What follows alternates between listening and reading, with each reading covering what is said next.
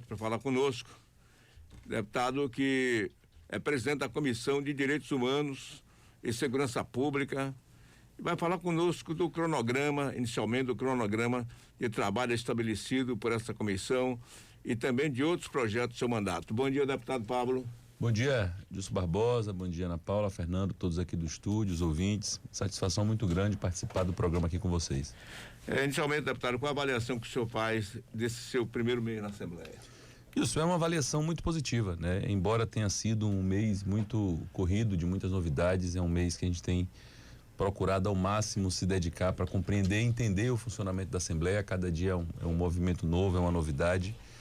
Nós assumimos recentemente a presidência da Comissão de Direitos Humanos e Segurança Pública. Hoje acontece a primeira reunião do grupo.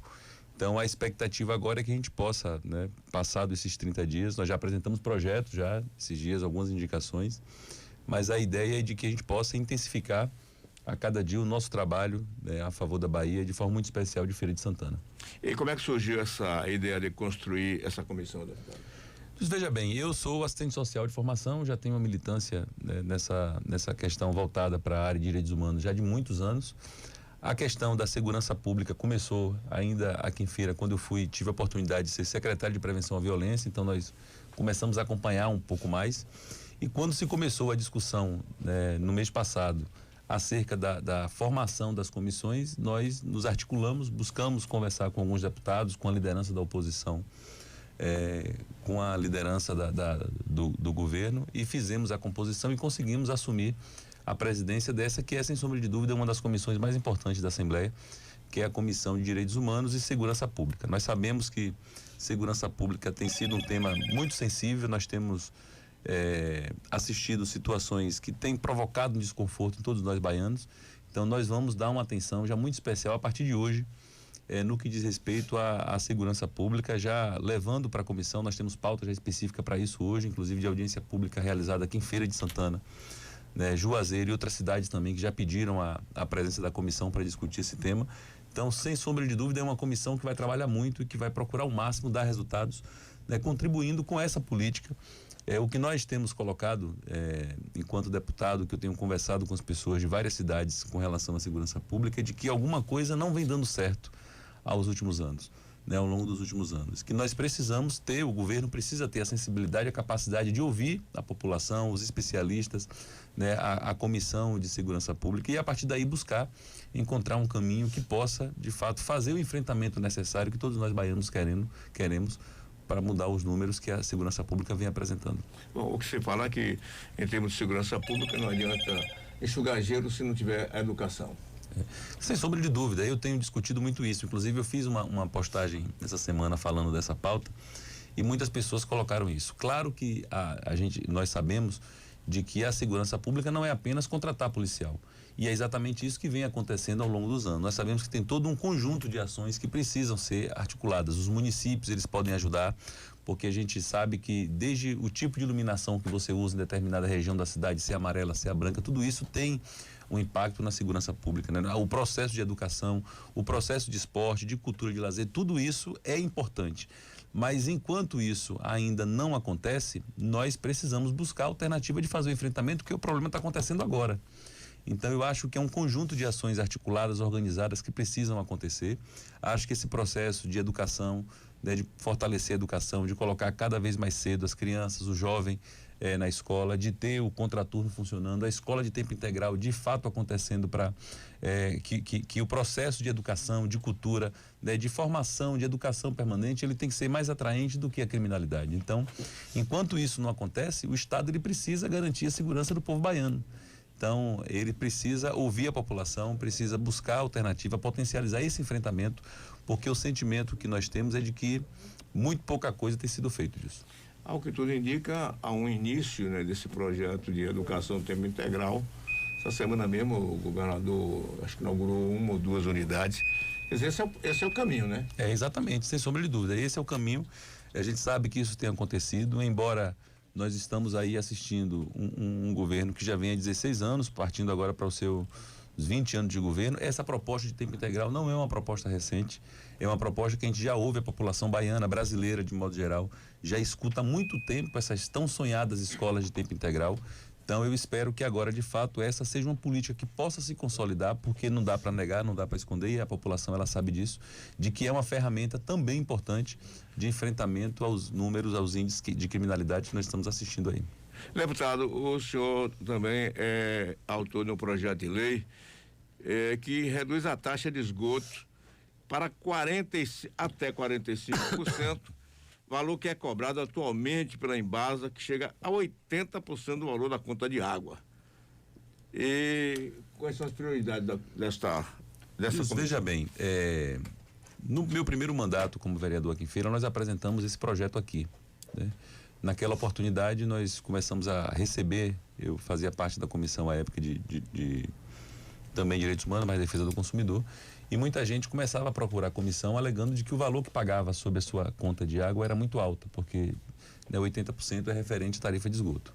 E aí várias situações começaram a aparecer. Pessoas aqui na cidade que moravam em determinadas localidades que não tinham a cobertura de esgoto, mas que a Embasa cobrava. Então, nós começamos a estudar uma possibilidade de dar uma resposta a isso. Então, nós apresentamos aqui em Feira, na época, o projeto que reduzia em 40% a tarifa que a Embasa cobrava sobre a taxa de esgoto.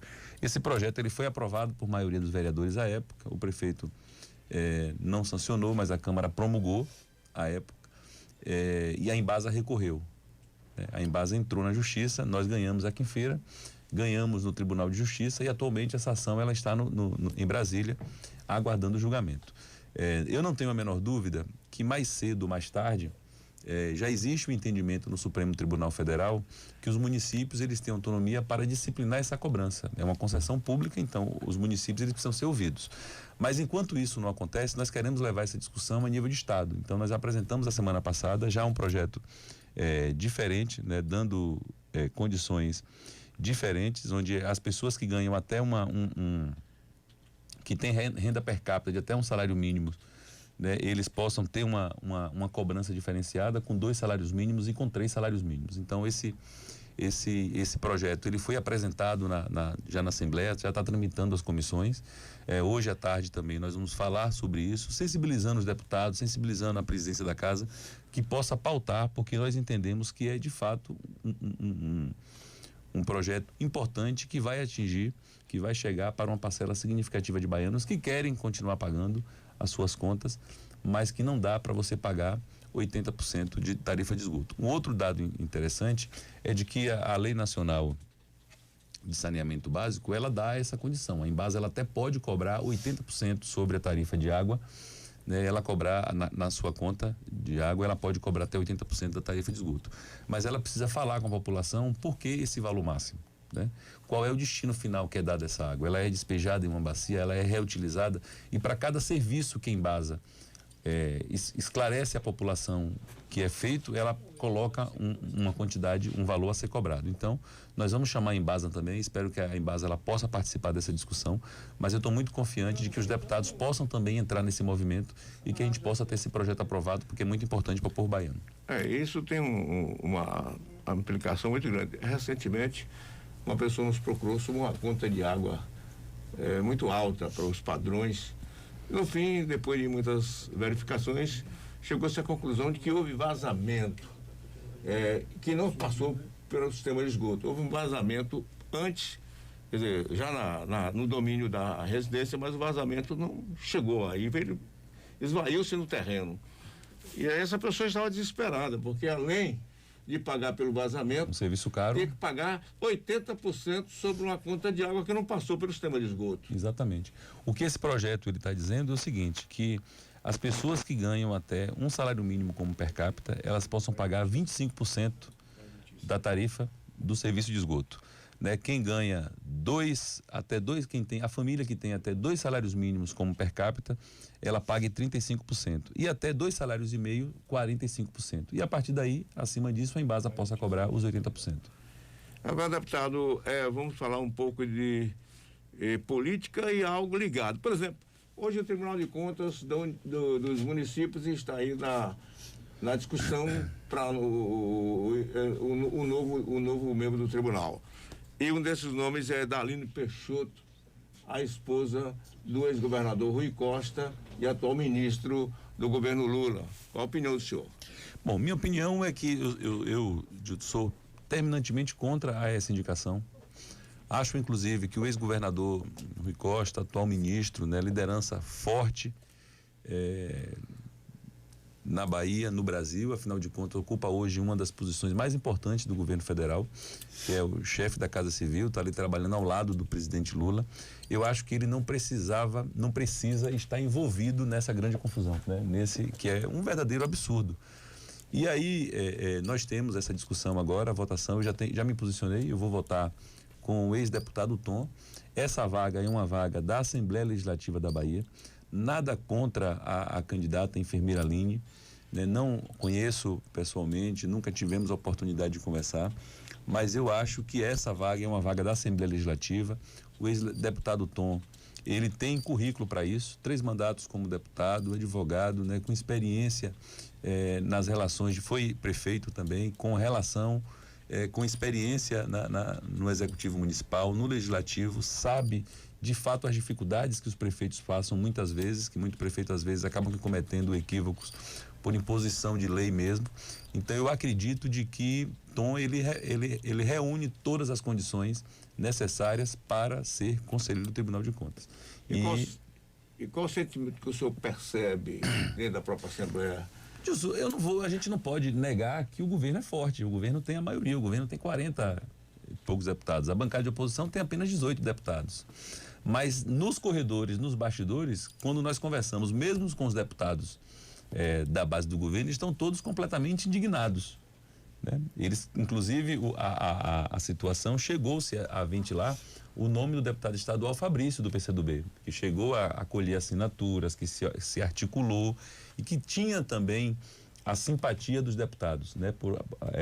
O que eu sinto é que tem um clima lá que os deputados eles não querem abrir mão da prerrogativa da Assembleia indicar um deputado ao TCM. Mas a gente sabe também que governo é governo e governo é forte, e governo tem mecanismos de seduzir pessoas, de fazer com que isso possa acontecer.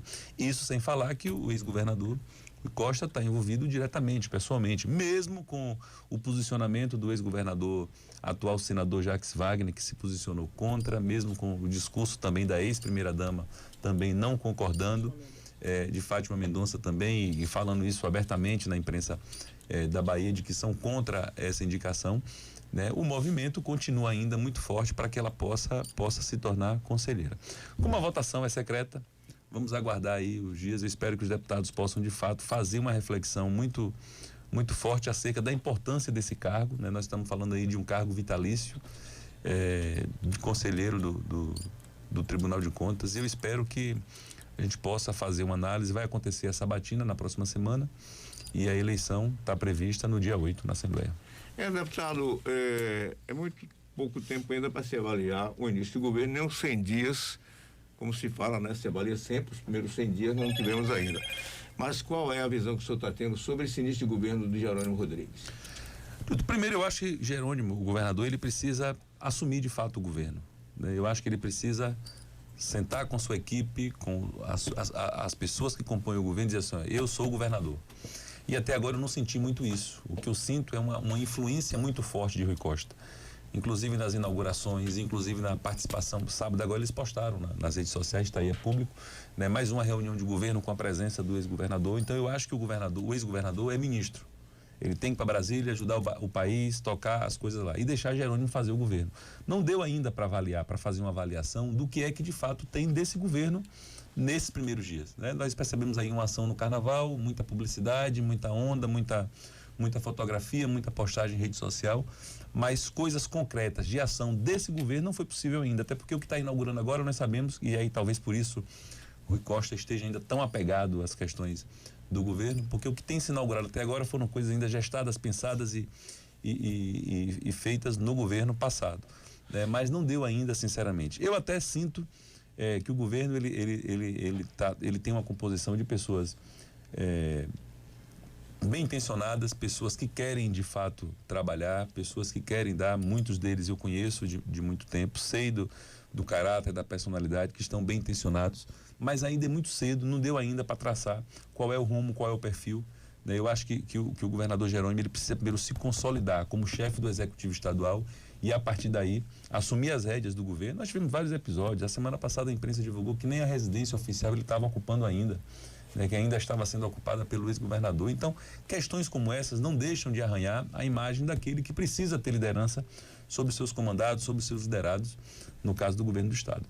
Em Feira de Santana, deputado, Colbert já atravessando mais da metade do seu segundo governo. Eu quero que o senhor tenha a falar sobre esse momento político e administrativo de Feira. Bom, eu acho que Feira, todos nós assistimos aqueles embates no ano passado do Poder Executivo com o Poder Legislativo. Não deixou de afetar, né, de alguma forma trouxe algum tipo de prejuízo à municipalidade. Nós ficamos muito tempo, né, tentando fazer gestão política para colocar as coisas no trilho do que fazendo ações concretas para a população. Né? Tenho conversado, ontem tive a oportunidade de conversar com o prefeito Colbert acerca de alguns projetos importantes para a Feira de Santana. Né? Nós conversamos, na próxima semana estamos tentando, eu tenho uma agenda em Brasília e ele está tentando também conciliar que nós vamos lá buscar alguns investimentos importantes para a cidade, mas eu acredito muito que o governo tem tudo para dar certo. Né? O governo aprovou recentemente o orçamento, nós temos condições de fazer de fato uma gestão à altura do seu povo, à altura do que as pessoas precisam, né? Que é uma cidade funcionando com seus serviços organizados, com a educação funcionando, com a rede de saúde organizada, né? Com serviços essenciais de limpeza, de manutenção, né? E as obras também que começam a acontecer a partir de agora. Então eu estou confiante de que eu sou um cara, disso que eu sou muito otimista, eu quero muito acreditar que as coisas vão dar certo, né? E eu tenho trabalhado muito, me dedicado muito para ajudar naquilo que for possível, para que Feira de Santana possa ter dias melhores. Deputado, agora falando da sucessão, a gente sabe que em Feira de Santana é diferente, né?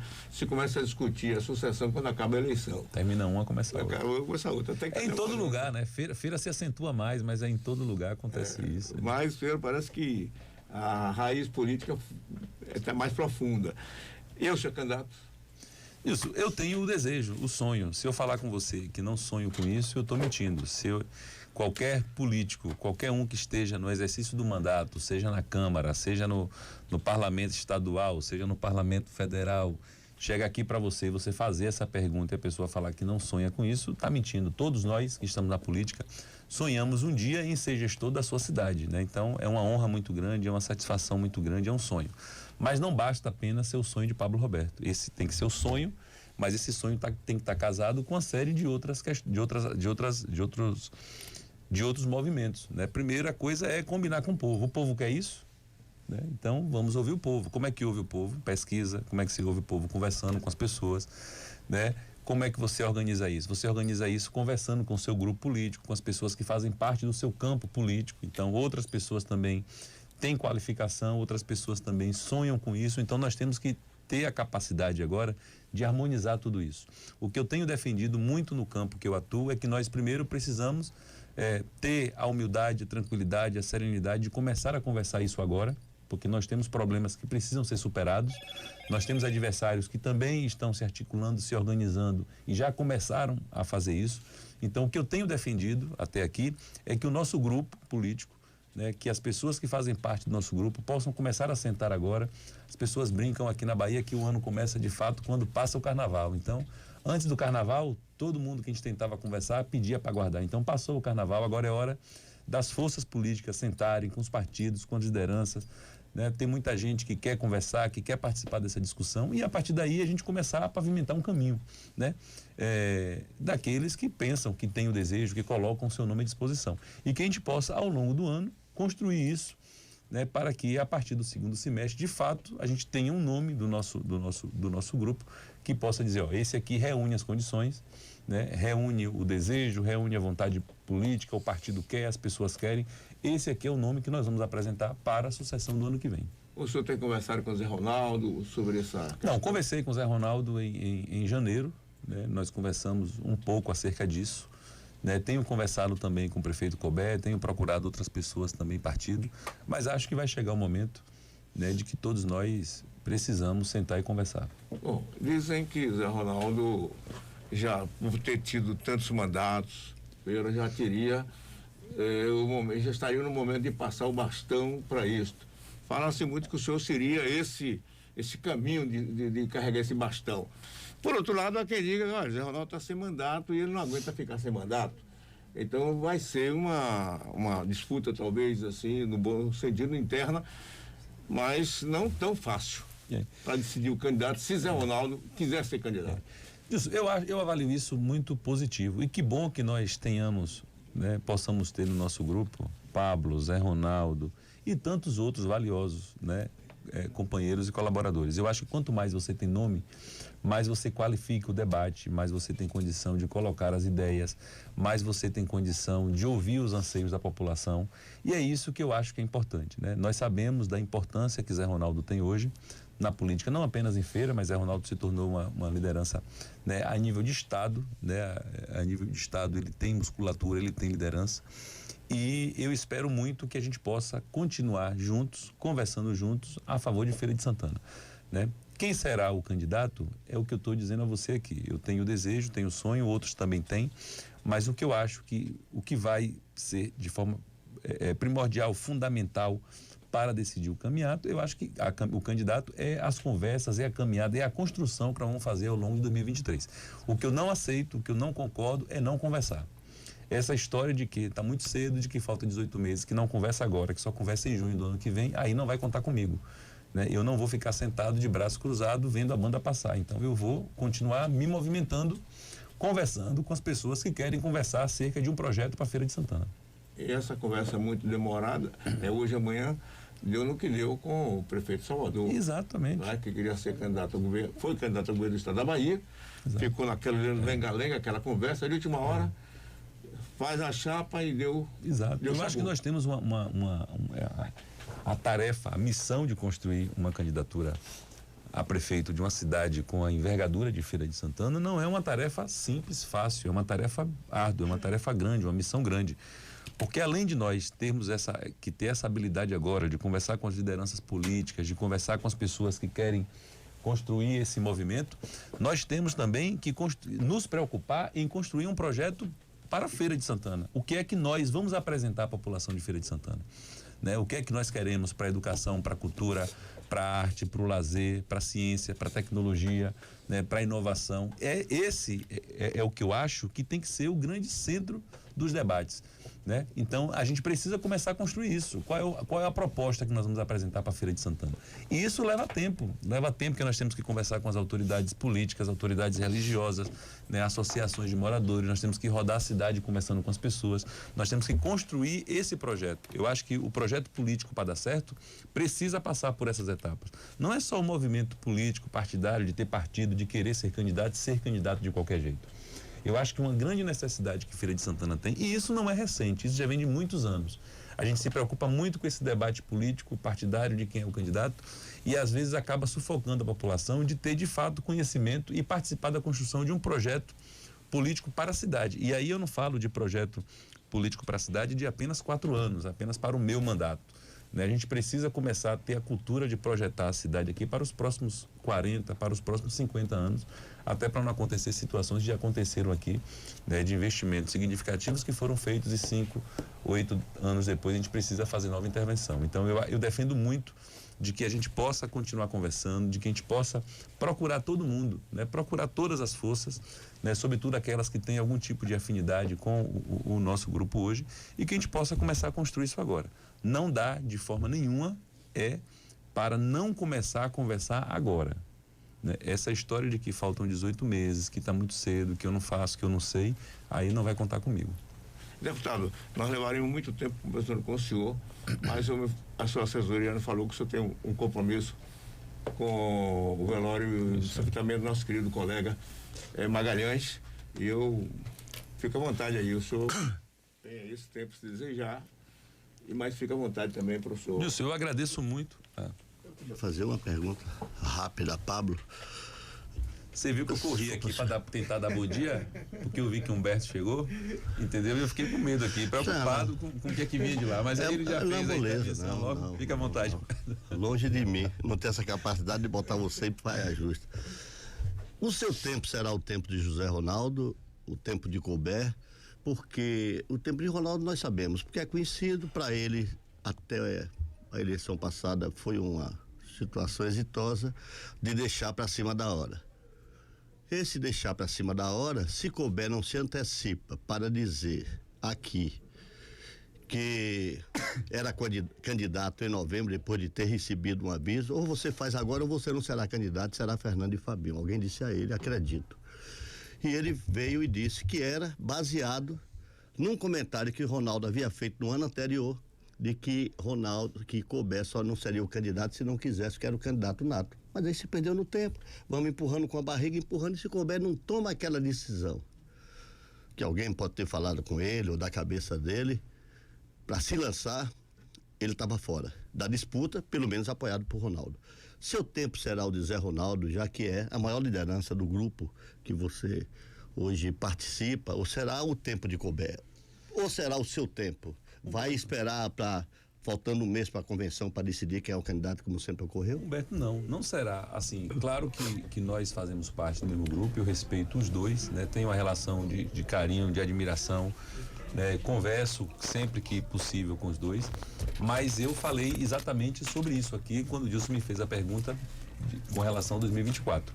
O meu tempo, ele não será esse tempo, essa resiliência toda, né? Isso tem que acontecer agora, é o que eu tenho dito, né? Conversei já com algumas pessoas aqui na cidade, com algumas lideranças, e o que é que eu tenho dito? O seguinte, que o tempo ele tem que começar a contar a partir de agora. Nós precisamos começar a conversar sobre sucessão do ano que vem agora, né? Começar a desenhar agora, pavimentar o caminho agora, o que é que nós pensamos, o que é de projeto que nós queremos para a cidade. Então eu tenho defendido isso e volto a dizer, aqueles que quiserem, né, contar com a minha participação, com a minha presença, com a minha colaboração, precisa começar a conversar agora. Caso contrário, aí não tem jeito, né? Eu vou continuar tocando o caminho, conversando com quem quer conversar e com quem quer começar a construir a partir de agora. Deputado, obrigado pela sua presença aqui e sucesso na sua caminhada. Legal. Obrigado, Gilson, a você, Ana Paula, Fernando, a Humberto também, a todos que nos acompanharam. Eu estou à disposição, me coloco à disposição para voltar aqui, para a gente conversar um pouco mais. Mas hoje, como eu falei, tem a abertura da primeira reunião da comissão, que é 10 horas, eu tenho que estar lá, e antes vou passar aqui no velório do saudoso aí, do nosso amigo Jorge. Um abraço a todos vocês, bom dia e uma semana abençoada para todos nós. Pois é, deputado Pablo Roberto, professor conosco, pois não, Fernando?